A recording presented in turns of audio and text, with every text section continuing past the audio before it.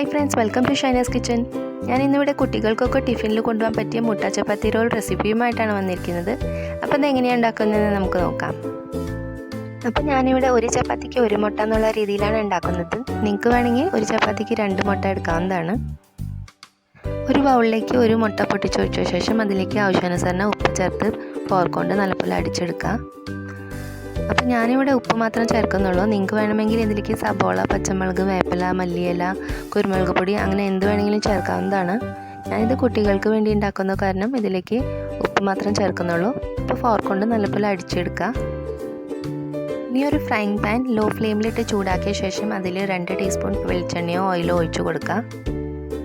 ഇത് പതുക്കെ ഒന്ന് കറക്കിയെടുത്ത ശേഷം ഇതിലേക്ക് നമ്മൾ അടിച്ചു വെച്ച മുട്ട ഒഴിച്ചു കൊടുക്കുക.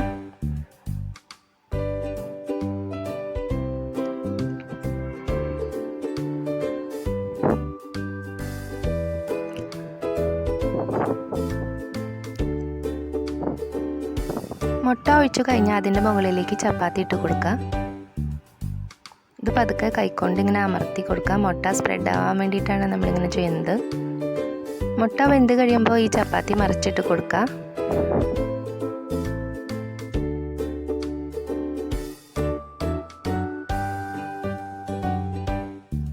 അപ്പോൾ നമ്മുടെ മുട്ട ചപ്പാത്തി ഇവിടെ റെഡിയായി കഴിഞ്ഞു.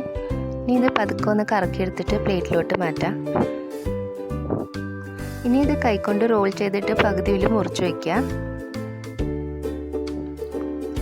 അപ്പം നമ്മുടെ മുട്ട ചപ്പാത്തി റോൾ ഇവിടെ റെഡിയായി കഴിഞ്ഞു.